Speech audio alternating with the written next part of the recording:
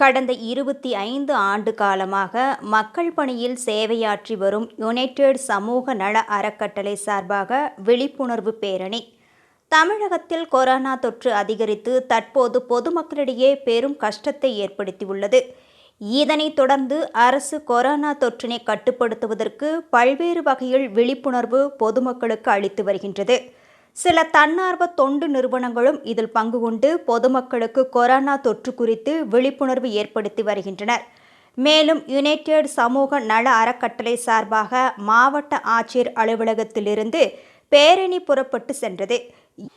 இந்த பேரணியானது கோவையில் உள்ள அரசு பொது மருத்துவமனை, பேருந்து நிலையம் மற்றும் மக்கள் அதிகமாக கூடும் இடங்களில் இந்த விழிப்புணர்வு பேரணியானது பொதுமக்களுக்கு விழிப்புணர்வு ஏற்படுத்தும் வகையில் கையில் பதாகைகளை ஏந்தியபடி கொரோனா விழிப்புணர்வு கோஷங்கள் எழுப்பினர்.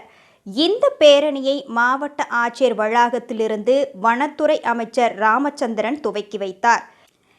இவர்களுடன் மாவட்ட ஆட்சியர் சமீரன், சமூக நல அறக்கட்டளை அறங்காவலர் ராதாகிருஷ்ணன், தனிஷ், ரகு, திருமதி பஞ்சவர்ணம் உட்பட பலரும் கலந்து கொண்டனர். கொரோனா அவேர்னஸ் ப்ரோக்ராம் பண்ணிகிட்ருக்கோம். இப்போ தமிழ்நாட்டில் பார்த்திங்கன்னா நாளுக்கு நாள் அதிகமாகிட்டு இருக்குது கொரோனா. மக்களிடத்தில் விழிப்புணர்வு ஏற்படுத்தணுங்கிறதுக்காக குழந்தைகள் எல்லாரையும் வச்சு நாங்கள் ஒரு விழிப்புணர்வு ப்ரோக்ராம் இப்போ பண்ணியிருக்கோம். கோவை மாவட்ட ஆட்சியரும் அமைச்சரும் இதை துவக்கி வச்சுருக்கிறாங்க. இதை இப்போ ஜிஹெச் முன்னால் பண்ணிகிட்ருக்கோம்.